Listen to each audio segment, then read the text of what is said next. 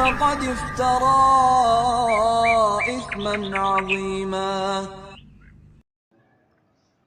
Bismillahirrahmanirrahim. Assalamualaikum warahmatullahi wabarakatuh.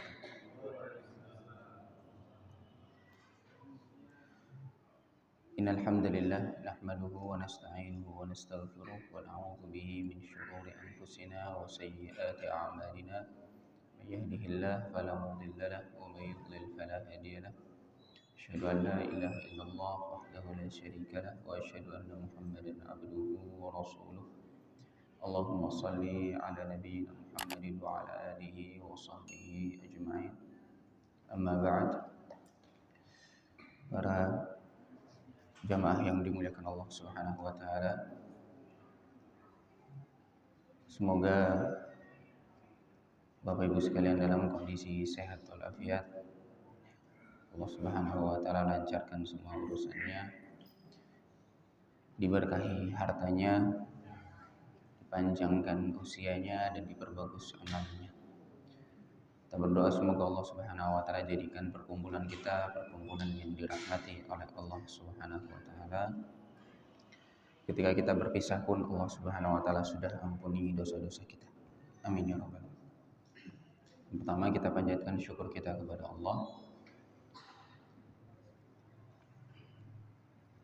Dan tak bosan-bosannya kita selalu bersyukur. Karena memang syukur kita tidak akan pernah cukup membayar dan mengganti nikmat yang Allah Subhanahu wa taala berikan kepada kita. Tak lupa salawat dan salam selalu kita haturkan kepada baginda Nabi Muhammad sallallahu alaihi wasallam. Orang yang paling kita cintai, yang paling kita muliakan, yang kita teladani dalam setiap kebaikan-kebaikan beliau. Dan pada hari ini pun kita akan kembali mendengarkan petuah-petuah beliau yang dikumpulkan oleh Al-Imam An-Nawawi rahimahullah di dalam kitabnya Al-Arba'in An-Nawawiyah. Dan alhamdulillah kita sudah sampai pada hadis yang ke-29. Kami bacakan terlebih dahulu. Hadis ini lumayan panjang. Jadi kemungkinan penjelasannya juga singkat untuk memanfaatkan waktu. Seperti kebiasaan kami, satu hari atau satu pertemuan kita selesaikan satu hadis, tidak berpanjang lebar dalam syarahnya atau dalam penjelasannya. An Mu'adz bin Jabal radhiyallahu anhu qala, dari sahabat Mu'adz Jabal radhiyallahu taala anhu, beliau berkata, qultu ya Rasulullah, aku berkata kepada Rasulullah, ya Rasulullah, akhbirni bi'amalin yudkhilunil jannah wa yuba'iduni minan nar. Ya Allah, ya Rasulullah, jelaskan kepadaku amalan yang bisa memasukkanku ke dalam surga dan menjauhkanku dari api neraka. Qal, Nabi menjawab, laqad sa'alta an 'azim. Sungguh kamu telah bertanya tentang sesuatu yang begitu agung, begitu besar. Wa innahu la yasirun ala man yassarahu Allah. Namun hal itu akan mudah bagi orang-orang yang Allah permudah bagi mereka. Wa innahu la yasirun ala man yassarahu Allah ta'ala alaih. Apa saja? Ta'budullah la tusyriku bihi syai'a. Di antara amalan itu, engkau menyembah Allah semata, tidak menyekutukan siapapun. Tidak menyekutukan Allah dengan apapun atau dengan siapapun di dunia ini. Wa tuqimus shalah, engkau dirikan salat.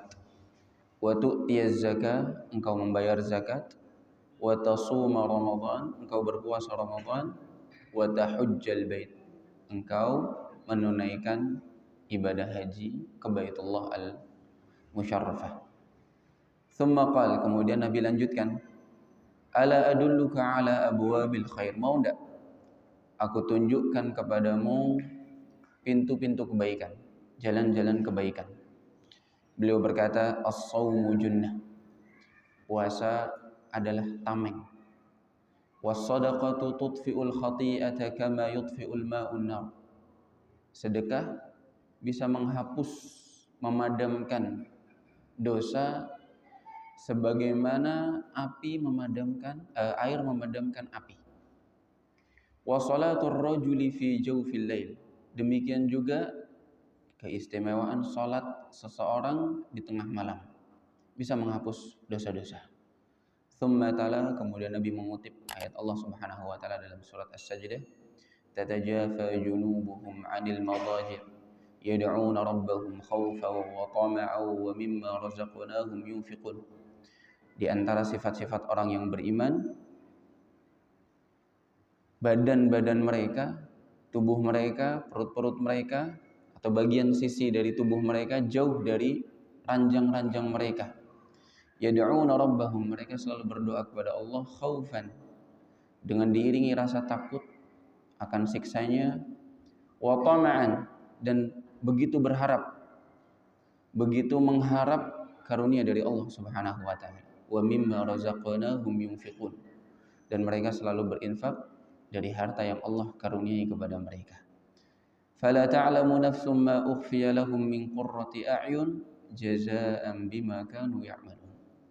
Maka tidak mengetahui setiap jiwa-jiwa ma ukhfiya lahum, apa yang sudah disiapkan bagi mereka, min qurrati a'yun, dari penyejuk mata mereka, balasan-balasan yang Allah siapkan, jazaa'an bima kanu ya'malun, sebagai balasan atas apa yang mereka perbuat di dunia.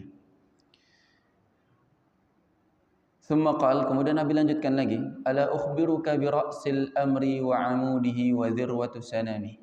Mau enggak aku tunjukkan kepadamu pokok dari setiap perkara manusia, wa 'amudih, dan tiangnya, wa dhirwatu sanami, dan puncaknya. Mu'adz menjawab, qultu bala, tentu wahai Rasulullah. Beliau mengatakan, ra'sul amril Islam, pokok dari setiap perkara adalah Islam. Seseorang memasrahkan diri kepada Allah Subhanahu wa taala. Wa 'amuduhus shalah, tiangnya adalah salat. Wa dhirwatu sanamihi al-jihadu fi sabilillah, sedangkan puncak perkara seseorang, tombaknya ada dalam berjihad dan berjuang di jalan Allah Subhanahu wa taala. Yang terakhir Nabi katakan, ala ukhbiruka bimalaki dzalika kulli. Mau enggak aku jelaskan lagi hal yang bisa membuatmu bisa mengontrol semuanya, atau bisa mendapatkan kemuliaan itu semua, atau menyempurnakan kemuliaan-kemuliaan itu. Kata beliau, qultu bala, tentu wahai Rasulullah. Fa akhadha bilisani, lalu Nabi sallallahu alaihi wasallam memegang lisannya, memegang lisan beliau, wa qala kuffa 'alaika hadha, sembari memegang lisan beliau mengatakan, tahan dan jaga lisanmu ini. Qultu, Mu'adz menimbali, ya Nabi Allah, wa inna lamu'akhaduna bima natakallamu bih. Apakah kita akan dihisab, dibalas atas apa yang kita ucapkan? Nabi SAW menjawab, thaqilatka ummuk ya Mu'adz. Thaqilatka ummuk, ucapan di dalam bahasa Arab, ya, dalam rangka menegur dan menganjurkan, mengingatkan. Kalau maknanya secara bahasa adalah semoga ibumu kehilanganmu. Namun jelas Nabi SAW tidak bermaksud zahir dari makna ini, namun hanya mengingatkan, wahai Mu'adz, ingat, thaqilatka ummuk ya Mu'adz, wa hal yakubbun nas finnar ala wujuhihim aw qala ala manakhirihim illa hasaidu alsinatihim. Kata beliau sallallahu alaihi wasallam, dan sungguh apalagi yang membuat seseorang terjungkir, jungkir balik di atas wajah mereka atau di atas hidung-hidung mereka di dalam api neraka, kalau bukan karena hasil dari ucapan-ucapan mereka, dosa dari lisan-lisan mereka. Hadis ini diriwayatkan oleh Imam At-Tirmidzi rahimahullah dan beliau mengatakan hadis hasan sahih. Banyak di antara para ulama yang mendhaifkan hadis ini. Namun Imam At-Tirmidzi rahimahullah taala mengumpulkan hadis-hadis yang lain sehingga hadis-hadis yang lain menguatkan hadis ini sampai naik derajatnya dari yang namanya dhaif menjadi hasan. Hadisnya baik, tidak lemah, tapi baik dan bisa diterima dan bisa diamalkan. Jamaah sekalian rahmatullah subhanahu wa ta'ala, hadis yang panjang ini begitu lengkap sekali dalam nasihat beliau sallallahu alaihi wasallam seseorang kalau ingin masuk surga dan dijauhkan dari api neraka. Sebagaimana pertanyaan sahabat Mu'adz bin Jabal radhiyallahu taala. Beliau berkata, "Ya Rasulullah, akhbirni bi'amalin yudkhilunil jannah wa yuba'iduni 'anil nar." Wahai Rasulullah, tunjukkan amal yang bisa memasukkanku surga dan menjauhkanku api neraka. Ini termasuk di antara semangatnya para sahabat bertanya, ingin tahu tentang hal-hal yang berkaitan dengan akhirat. Karena mereka, cita-cita mereka, angan-angan mereka selalu digantungkan dengan kehidupan setelah kehidupan dunia ini. Kehidupan yang lebih hakiki. Mereka fokusnya selalu surga neraka. Makanya yang ditanyakan kepada Nabi SAW, apa amalan yang bisa memasukkan mereka ke dalam surga? Di antara pertanyaan-pertanyaan sahabat yang lain, wahai Nabi, tunjukkan apa amalan yang paling afdol, amalan yang paling dicintai oleh Allah Subhanahu wa taala, dan seterusnya. Yang kedua, karena memang Nabi tidak pantas ditanyai tentang urusan dunia. Ya. Walaupun tidak terlarang, kalau orang pertanyaan zaman sekarang bagaimana caranya sukses, bagaimana caranya bisnis sampai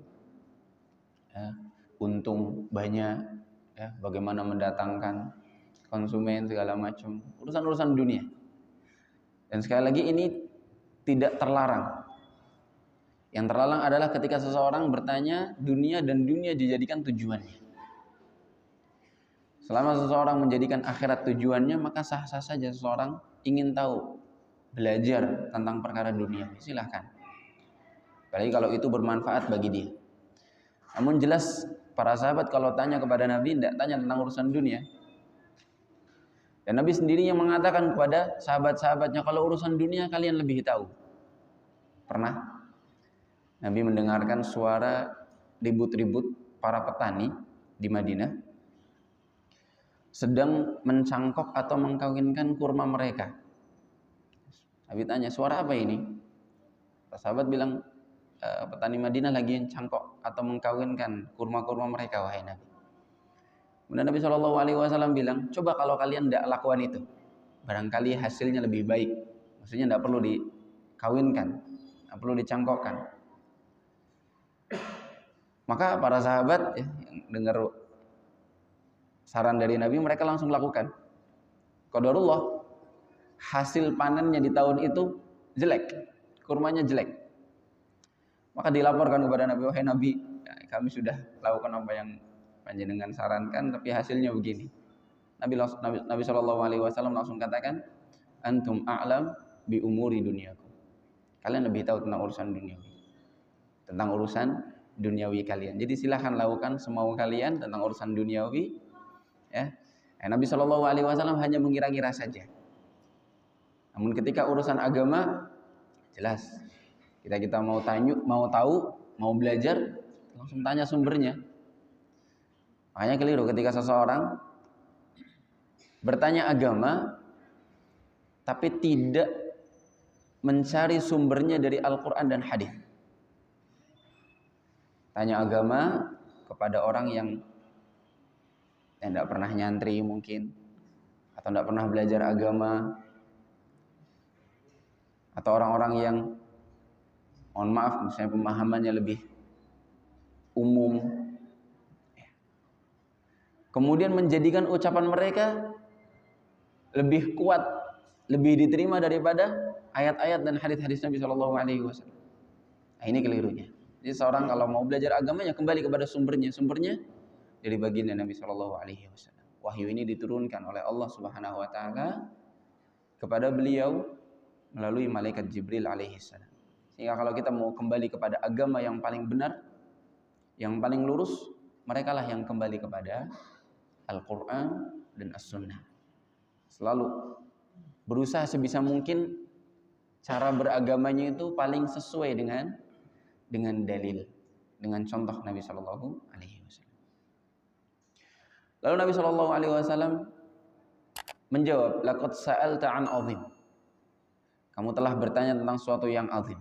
Ya, ini kembali kepada pertanyaannya Mu'adz. Jelas pertanyaan Mu'adz ini, amalan apa yang memasukkan ke dalam surga dan menjauhkan dari neraka? Salah satu pertanyaan yang paling agung, bahkan yang paling agung secara mutlak. Karena surga dan neraka inilah tujuan diciptakannya manusia.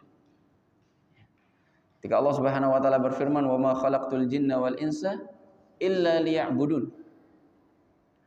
Manusia ini diciptakan di dunia ini, diadakan dan juga diberikan fasilitas yang ada di dalamnya dari segala kenikmatan, laki-laki yang baik, yang soleh, wanita-wanita yang cantik.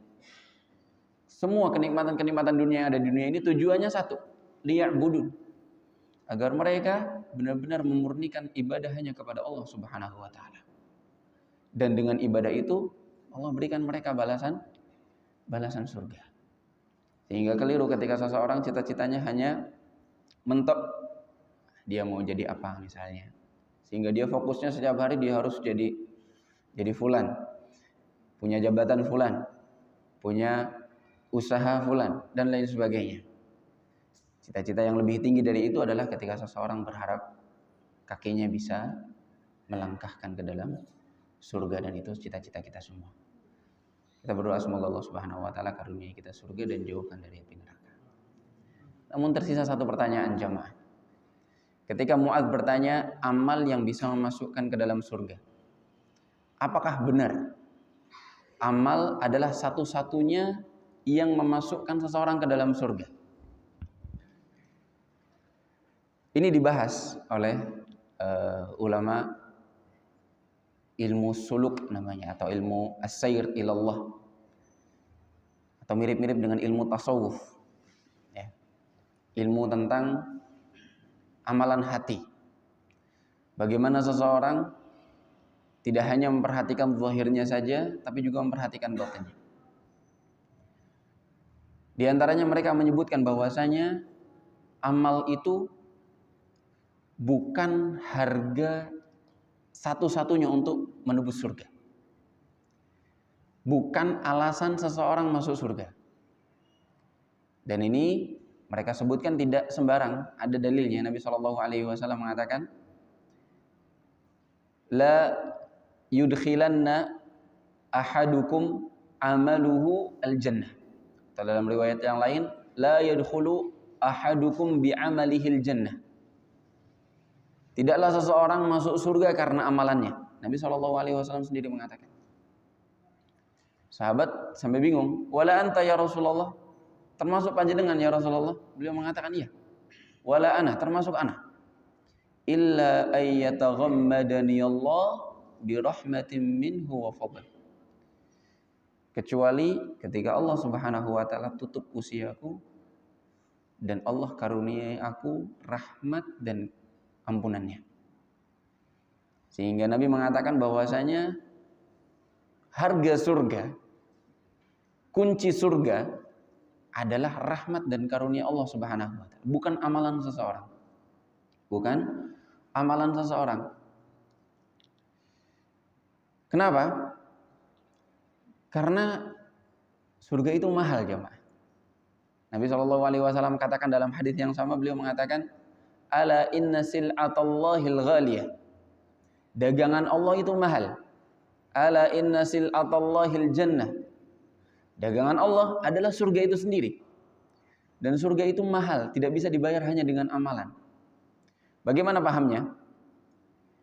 Amalan kita yang kita kerjakan semenjak kita balik misalnya, sampai kita tutup usia. Kita balik misalnya usia 15 tahun atau 10 tahun. 10 tahun sampai usia kita wafat 70 tahun. 60 tahun kita beramal. Tidak bisa menebus surga sedikit pun. Pernah dalam kisah yang kita sebutkan, yang selalu dikutip oleh para ulama ketika menyebut tentang mahalnya maaf dan rahmatnya Allah Subhanahu wa taala. Yaitu kisah seseorang yang beribadah selama 500 tahun dari umat-umat terdahulu, yang dia kerjaannya hanya sholat. Dia tinggal di sebuah pulau terpencil di sebuah gunung. Kemudian ketika Allah Subhanahu wa taala bangkitkan, Allah katakan kepada malaikatnya, dalam kisah ini, dalam riwayat dari Nabi Shallallahu alaihi wasallam, meskipun perlu disampaikan bahwa sanadnya atau hadis ini riwayatnya tidak terlalu kuat, namun selalu dikutip oleh para ulama karena mungkin ada di antara hadis-hadis yang lain yang menguatkan dan maknanya tidak bertentangan dengan isi Al-Quran dan hadis-hadis yang sahih, sehingga selalu dikutip. Allah Subhanahu wa taala panggil malaikatnya, kemudian katakan, adkhilu abdi bi'afwi, adkhilu abdi al-jannah birahmati. Masukkan hambaku ini ke surga karena maaf dan rahmatku. Maka si hamba ini kemudian protes pada Allah Subhanahu wa taala. Beliau, bagaimana anak tidak dapat rahmat darimu ya Allah? Saya tidak punya salah. Bagaimana dengan amalan-amalanku? Kenapa tidak engkau masukkan aku ke dalam surga karena amalanku? Ketika diprotes oleh si hamba ini, maka Allah katakan kepada malaikat, ya sudah, tangguhkan, kita hisab amalnya. Dihisab amalnya yang selama 500 tahun itu ditimbang hanya dengan satu nikmat saja, yaitu nikmat mata. Dalam riwayat tersebut disebutkan tidak mampu membayar nikmat mata ini, nikmat penglihatan yang Allah Subhanahu wa taala berikan kepada seorang hamba. Sehingga wajar ya bahwasanya amalan kita bukan untuk membayar surga, enggak. Memang disebutkan dalam hadis-hadis, dalam ayat-ayat, termasuk hadis ini, amalan bisa memasukkan ke surga. Maksudnya hanya amalan itu salah satu dari penyebabnya seseorang masuk surga. Tapi untuk harga dari surga itu adalah ampunan dan maafnya Allah Subhanahu wa taala. Seandainya Allah Subhanahu wa taala tidak memberikan ampunan dan maaf rahmatnya kepada kita, amalan yang kita kerjakan tak mampu untuk menutup karunia dari Allah Subhanahu wa taala yang telah Allah berikan kepada kita. Allah Subhanahu wa taala berfirman, "Wa naza'na ma fi sudurihim min ghillin tajri min tahtihimul anhar." Wa qalu alhamdulillahi alladzi hadana li hadza wa ma kunna linahtadiya laula an hadanallah. Ketika seorang ditakdirkan untuk masuk surga, Allah cabutkan rasa dengki dari mereka. Allah berikan surga yang mengalir sungai-sungai di bawah kaki mereka. Lalu mereka mengatakan apa? Alhamdulillah alladzi hadana li hadza. Segala puji bagi Allah yang telah memberikan kita petunjuk hidayahnya, kemudian mengkaruniai surga ini, memberikan surga ini kepada kita. Wa ma kunna linahtadiya laula an hadanallah. Dan tidaklah kami bisa mendapatkan hidayah kecuali karena kehendak Allah Subhanahu wa taala. Sehingga dari ayat ini menunjukkan bahwa amalan seseorang itu pun karunia dari Allah Subhanahu wa taala yang wajib disyukuri. Seandainya kita anggap kita sholat dalam bentuk atau sebagai bentuk rasa syukur kita kepada Allah, kita diberikan kesempatan untuk bisa sholat, itu pun karunia dari Allah Subhanahu wa taala yang wajib untuk kita syukuri. Kemudian kalau kita sudah mensyukurinya, rasa syukur itu pun karunia dari Allah yang wajib untuk selalu disyukuri, sehingga tidak akan selesai rasa syukur itu, tidak akan berhenti, tidak akan pernah cukup. Seseorang terus bersyukur pada Allah Subhanahu wa taala. Allah Subhanahu wa taala berfirman, wa in ta'uddu nikmatallahi la tuhsuha. Jika kalian berusaha untuk menghitung nikmat Allah Subhanahu wa taala, la tuhsuha, tidak akan pernah mampu untuk menghitung nikmat itu. Menghitungnya aja tidak mampu, apalagi untuk membalas dan membayar, mensyukuri nikmat tersebut.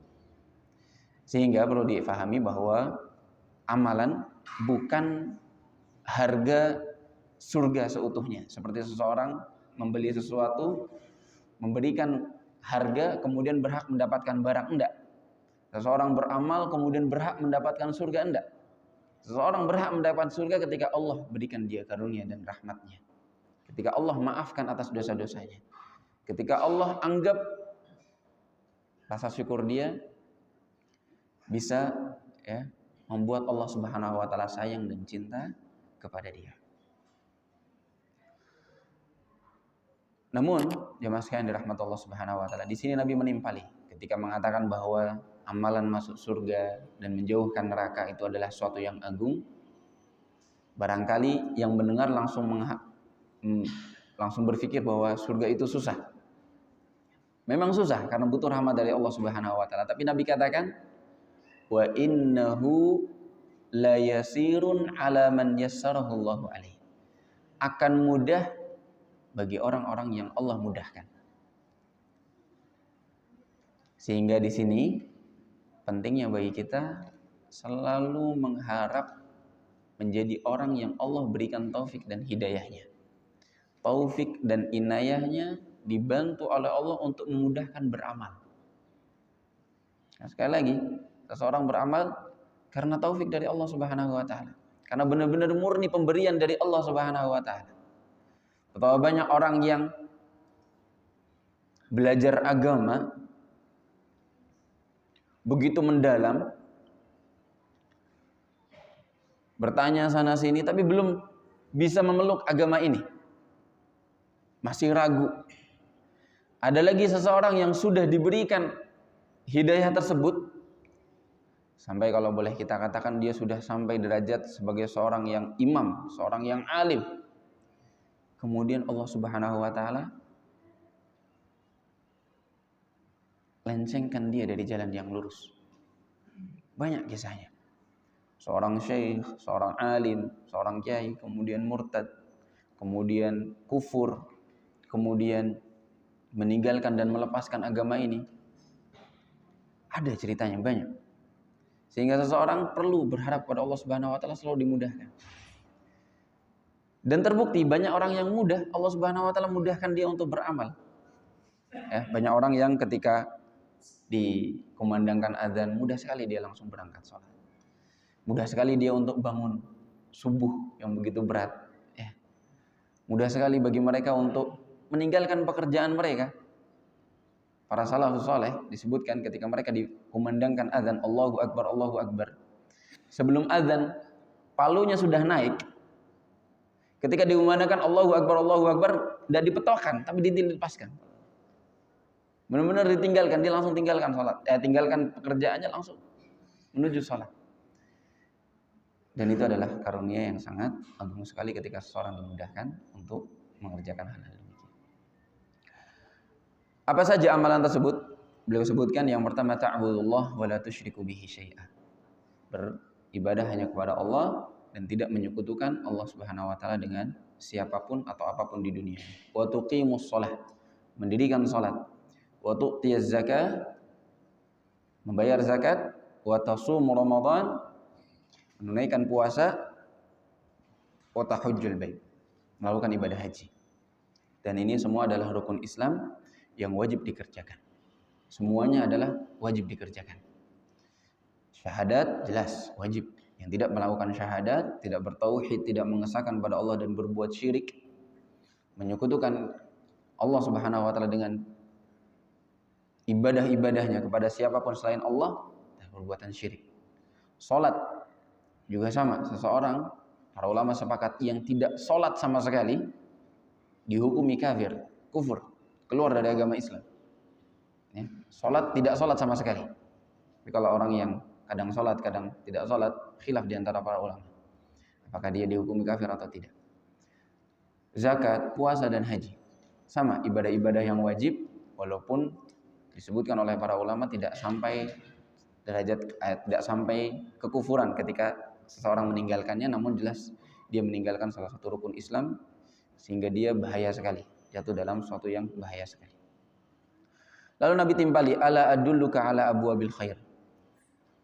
Setelah amalan-amalan yang wajib tadi Nabi tambahi, mau ndak aku tunjukkan amalan-amalan tambahan Yang ini juga bisa memudahkanmu untuk masuk surga. Amalan-amalan kebaikan. Yang pertama, as-shaumu junnah. Puasa adalah tameng. Tameng dari apa? Tameng di dunia dan tameng di akhirat. Di dunia, puasa tameng seseorang agar dihindarkan dari hal-hal yang diharamkan oleh Allah Subhanahu wa taala. Seseorang ketika berpuasa, dia akan berusaha untuk meninggalkan hal-hal yang dilarang oleh Allah Subhanahu wa taala. Termasuk yang membatalkan puasa dan yang tidak membatalkan puasa. Baik itu makan, minum, berhubungan suami istri yang bisa membatalkan puasanya, atau hal-hal maksiat-maksiat yang lain. Karena orang ketika lagi berpuasa dia akan ingat, wah, ana lagi berpuasa. Makanya puasa disebut junnah, tameng. Bisa membuat seorang terhindar dari maksiat. Dan di akhirat, tameng dari api neraka. Shaumu junnah, puasa menjadi tameng dari api neraka. Seorang bisa terlindung dari api neraka dengan puasanya. Was-shadaqatu tudfi'ul khati'ata kama yudfi'ul ma'un nar. Sedekah bisa memadamkan dosa sebagaimana air memadamkan api. Jadi seorang dengan sedekahnya, dan ini adalah infak yang sunnah. Kalau yang wajib sudah tadi disebutkan, zakat, puasa yang wajib, puasa rukun Islam yaitu puasa Ramadan. Sekarang yang sunnah, sedekah yang sunnah bisa menghapuskan dosa sebagaimana air menghapuskan atau memadamkan api. Disebutkan di antara penjelasannya karena dosa itu punya hawa panas. Sehingga diibaratkan seperti api. Dan sedekah memiliki hawa dingin diibaratkan seperti air. Seseorang ketika melakukan dosa, ada rasa panas dalam hatinya. Tidak akan tenang, seperti yang kita sebutkan pada kesempatan lalu. Al-ithmu mahaka fi sadrik, tidak bikin tenang hati itu. Maka dipadamkan dengan amalan yang bisa memadamkan api-api dosa tersebut. Yang kedua, karena memang dosa itu memang tempat kembalinya adalah siksa di dalam api neraka. Ya. Ketika dosa itu syirik, dosa kekufuran bisa kekal dalam api neraka. Ketika dosa itu adalah maksiat, ya, dosa besar maupun dosa kecil, bisa seseorang dihukum sesuai dengan kesalahannya. Namun, ya, perlu diketahui bahwa yang bisa memadamkan dosa-dosa tersebut adalah kebaikan-kebaikan kita, termasuk sedekah. Di antaranya adalah doa iftitah atau istitah yang selalu kita baca. Allahumma ba'id baini wa baina khataayaya kama ba'adta bainal masyriqi wal maghrib. Allahumma naqqini min khataayaya kama yunaqqa thawbul abyadu minad danas. Yang terakhir, Allahumma ghsilni min khataayaya bil ma'i wath-thalji wal barad. Ya Allah, cucilah diriku dari dosa-dosa dengan air salju dan juga air es. Kenapa? Karena dosa itu memiliki rasa panas dan ujungnya adalah api neraka. Maka pantas Nabi SAW berikan kiasan, ungkapan, yaitu api yang bisa memadamkan air. Wa salatur rajuli fi jawfil lail. Amalan yang ketiga adalah salat malam. Salatnya seseorang fi jawfil lail. Jawf artinya wasatil lail, tengah malam. Ketika seorang salat di tengah malam. Ini adalah salah satu amalan juga yang paling agung. Dan dimaknai di sini diatofkan atau diikutkan dengan hukum sedekah tadi. Sedekah bisa menghapus dosa, salat di tengah malam juga bisa menghapus dosa. Nabi SAW mengutip dalam surat As-Sajdah tadi, tatajafa junubuhum 'anil madaji'i yad'una rabbahum khaufa wa tama'a. Dan ini makomnya, konteksnya adalah ketika Allah Subhanahu wa taala menjelaskan tentang sifatnya orang-orang yang beriman. Baik. Kemudian Nabi SAW melanjutkan, "Tsumma qala ala ukhbiruka bi ra'sil amri wa 'amudihi wa dhirwati sanami." Mau enggak aku tunjukkan lagi tentang pokoknya urusan manusia, tiangnya dan juga puncaknya? Beliau mengatakan, "Bala, tentu ya Rasulullah." Ra'sul amril Islam. Nabi katakan, pokok urusan seseorang adalah keislaman. Islam adalah pokok seseorang urusan di dunia dan di akhiratnya bergantung pada keislaman dia. Yang tadi kita sebutkan, di antara tujuan manusia diciptakan, wa ma khalaqtul jinna wal insa illa liya'budun. Allah Subhanahu wa taala meminta seseorang untuk Islam, istislam, mempasrahkan seluruh urusannya kepada Allah Subhanahu wa taala dan patuh, tunduk pada setiap aturannya, perintahnya dijalankan, larangannya dijauhkan. Wa amuduhu shalah, tiangnya adalah salat. Sehingga seseorang ketika meninggalkan salat ini, agamanya atau keislamannya bisa roboh. Seperti rumah, ketika tiangnya dihancurkan, rumahnya bisa roboh. Sehingga pantas ketika kita sebutkan di awal tadi bahwasanya salat salah satu rukun Islam yang paling wajib setelah syahadat, yang ketika seseorang tinggalkan sama sekali, tidak salat sama sekali, tidak dianggap keislamannya, gugur Islamnya, atau dianggap sebagai seorang yang sudah kufur, bisa kekal di dalam api neraka karena kekufurannya. Karena salat adalah tiang agama. Jadi kita tidak meninggalkan salat ini. Wa dzirwatu sanami, puncak sanam itu sebenarnya adalah istilah dalam bahasa Arab untuk menyebut punuk onta. Seperti dalam hadis Nabi SAW, Nabi pernah mengatakan, sinfan lam arahuma, sinfani min ahlin nar lam arahuma min qabl, atau lam arahuma ba'd. Ada dua kelompok dari penghuni api neraka yang belum pernah aku lihat di dunia ini.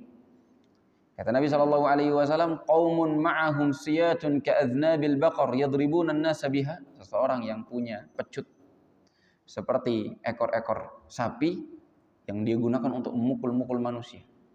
Jadi selalu menindas, ya, mengintimidasi dan seterusnya.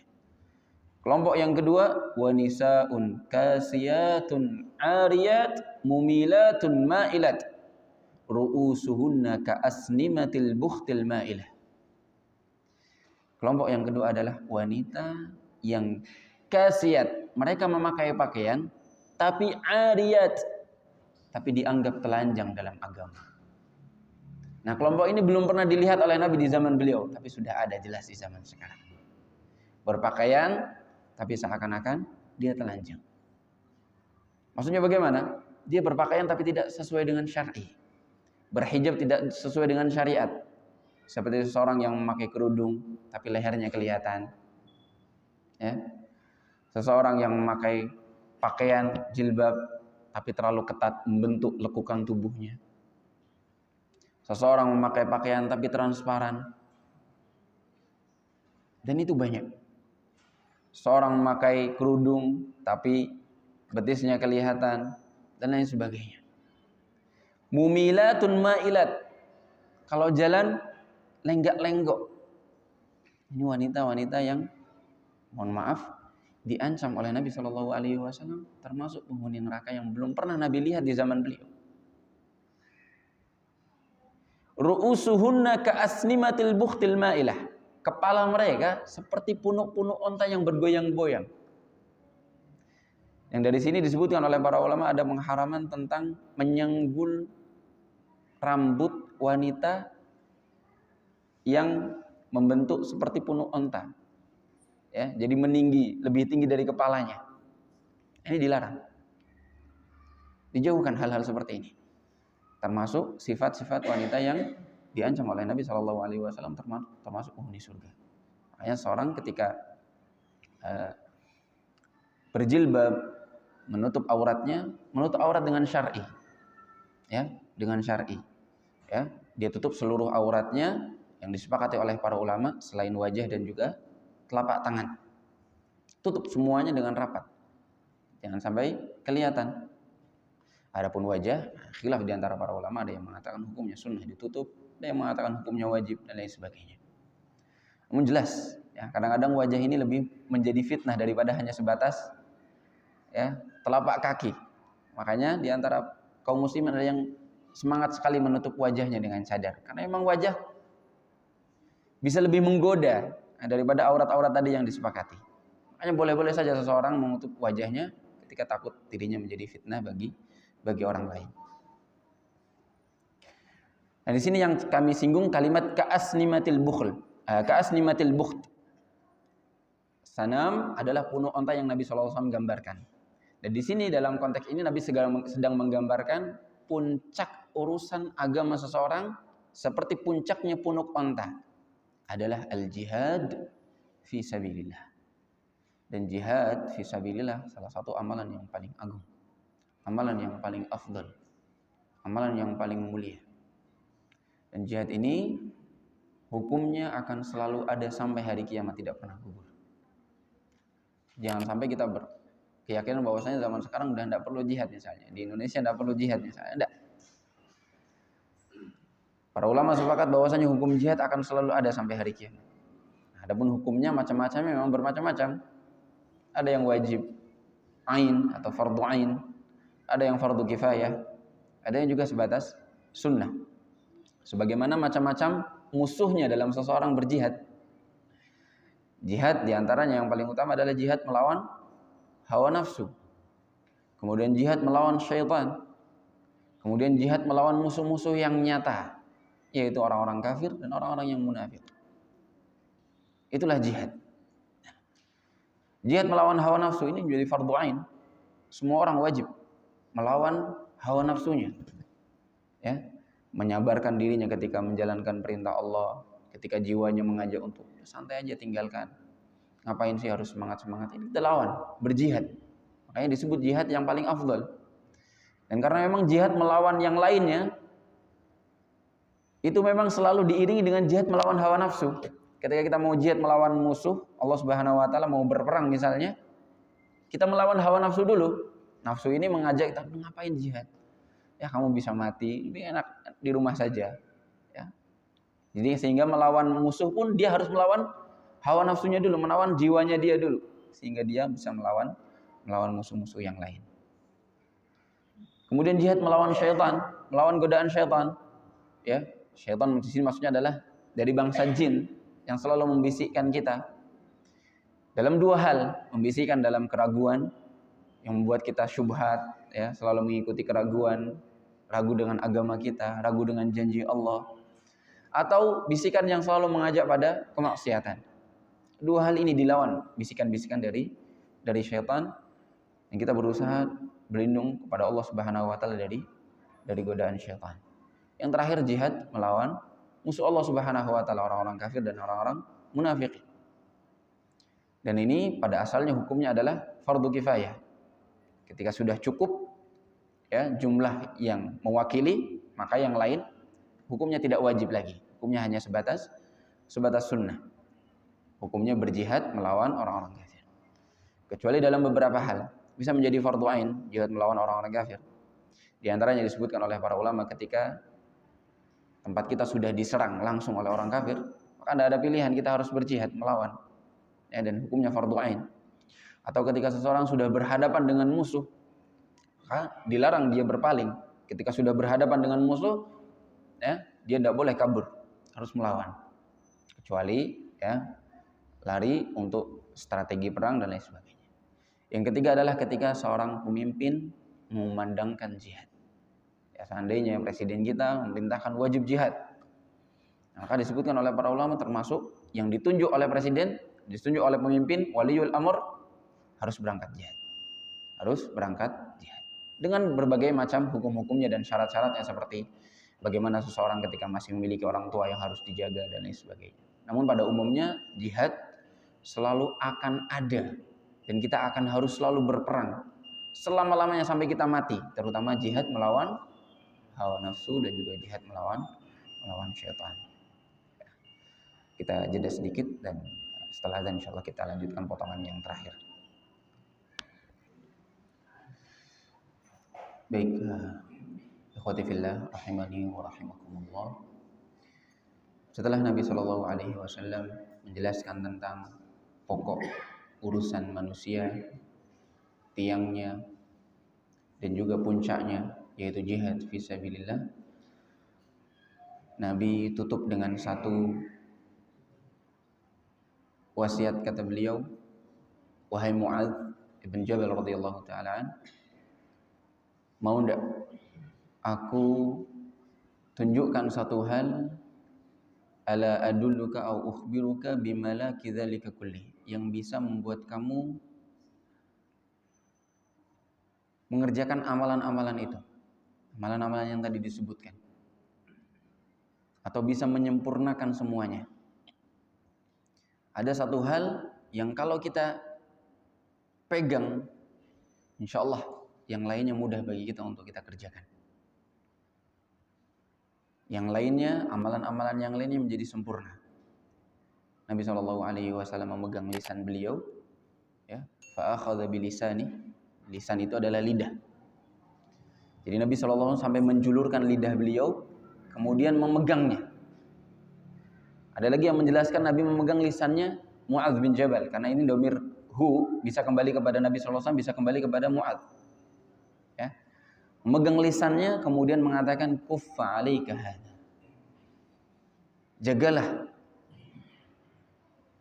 lisan ini dari perbuatan-perbuatan atau dari perkataan-perkataan yang buruk. Lalu sahabat Mu'adz bin Jabal radhiyallahu taala anhu mengatakan, "Wa inna lamu'akhadzuna bima natakallamu bih."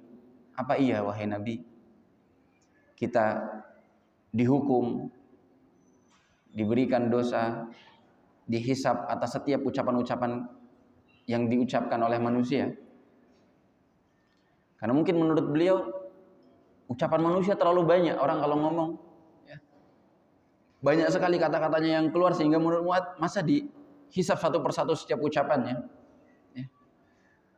Belum lagi ucapan wanita misalnya, katanya penelitian mengatakan wanita kalau sehari ngomongnya minimal 10.000 kata misalnya, dan lain sebagainya. Maka Nabi SAW tegaskan lagi dengan mengatakan, wahal yakubun nas ala wujuhihim finnar ala wujuhim au ala manakhirihim illa hasaidu alsinatihim. Kalau bukan karena lisan ini, karena apalagi manusia terjungkir di dalam api neraka, dijempalikan oleh Allah Subhanahu wa taala di atas wajah-wajah mereka atau di atas hidung-hidung mereka. Ada riwayat yang mengatakan wujuhihim atau manakhirihim. Ini keraguan dari rawinya. Ya. Rawinya mungkin Mu'adz bin Jabal atau yang setelahnya. Ragu, Nabi ngomongnya wujuh atau manakhir. Namun tidak ada permasalahan. Intinya manusia terjungkir balik di dalam api neraka karena hasaidu alsinatihim, karena panen dosa-dosa dari hasil lisan-lisan mereka. Dan hal ini selaras dengan apa yang sudah kita bacakan dari hadis-hadis yang lalu. Ya, bahwa pentingnya kita menjaga lisan kita sebaik mungkin, sebisa mungkin. Ya. Kalau tidak kita ucapkan kata-kata yang baik seperti berzikir, amar ma'ruf nahi munkar, membaca Al-Qur'an, membaca doa-doa salat, zikir salat dan lain sebagainya, maka minimalnya ucapan kata-kata yang mubah. Atau kata-kata yang aslinya mubah tapi bisa sunnah, bisa dapat pahala seperti menyenangkan seseorang, ya, menghibur orang yang sedang bersedih, orang yang sedang kena musibah, ya, senyum dan lain sebagainya. Yang lainnya kita usahakan sebisa mungkin tidak keluar dari lisan kita, ya. Seperti mengumpat ketika kita marah, mengucapkan kata-kata yang kotor, ya, nama-nama hewan, ya, yang buruk keluar dari lisan kita. Selalu ingat bahwa di pundak kita ada malaikat yang memiliki sifat raqibun atid. Sifatnya dua, raqib dan atid. Raqib artinya selalu mengawasi, atid artinya selalu hadir. Hadir dan dekat. Tidak pernah absen, tidak pernah lalai, tidak pernah meleng sedikit. Apa yang keluar dari lisan kita tercatat dan kita tidak akan terzolimi. Tidak mungkin ada yang salah. Tidak mungkin ada kata-kata yang tertulis padahal tidak kita omongin, tidak mungkin. Atau ada kata-kata yang keluar dari lisan kita tidak tercatat, tidak mungkin. Semuanya akan tercatat. Dan seorang akan melihat catatannya sendiri nanti di hari kiamat. Kita berdoa semoga Allah Subhanahu wa taala memudahkan bagi kita untuk menjaga lisan kita sebisa mungkin, ya, dijauhkan dari ucapan-ucapan yang buruk, ucapan yang dusta, atau ucapan-ucapan yang lebih parah, ucapan-ucapan syirik, ya, bersumpah atas nama Allah, ya, meminta tolong kepada selain Allah. Ini adalah ucapan-ucapan yang paling buruk, dijauhkan. Jangan sampai lisan ini yang begitu ringan ya, kita angkat, kita gerakkan, malah itu yang paling merugikan bagi kita. Kata Nabi SAW, man yadmanu li ma baina lihyaihi wa baina fakhidhihi adman lahul jannah. Siapa yang mau menjaga, menjamin bagiku apa yang ada di antara dua kumisnya, dua janggutnya, maksudnya kumis dan janggut, dan juga apa yang ada di antara dua pahanya, yaitu kemaluan, lisan dan kemaluan. Adman lahul jannah, kata Nabi SAW, aku jamin bagi dia surga. Nabi SAW katakan, man kana yu'minu billah wal yaumil akhir falyaqul khairan aw liyasmut. Siapa yang beriman kepada Allah dan hari akhir, hendaknya dia selalu berusaha mengucap kata-kata yang khair, yang baik, atau pilihannya diam daripada keluar kata-kata yang buruk atau dosa yang bisa mencelakakan dia di dalam api neraka. Allah Ta'ala a'lam bishawab. Kita berdoa semoga Allah Subhanahu wa taala memudahkan kita untuk masuk ke dalam surganya. Allahumma inna nas'aluka al-jannah wa na'udzubika minan nar. Allahumma qsim lana min khasyatika ma yahulu bainana wa baina ma'asik, wa min ta'atika ma yuballighuna bihi jannatak, wa min al-yaqini ma yuhawwinu 'alaina masa'ib ad-dunya. Allahumma matti'na bi asma'ina wa absarina wa quwwatina ma ahyaytana waj'alhu al-waritha minna waj'al tha'rana 'ala man zalamana wansurna 'ala man adana. Allahumma la taj'al musibatana fi dinina wa la taj'alid dunya akbar hammina wa la mablagha ilmina wa la tusallit alaina man la yarhamuna.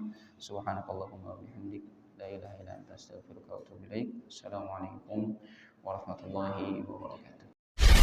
ومن يشرك بالله فقد افترى إثما عظيما.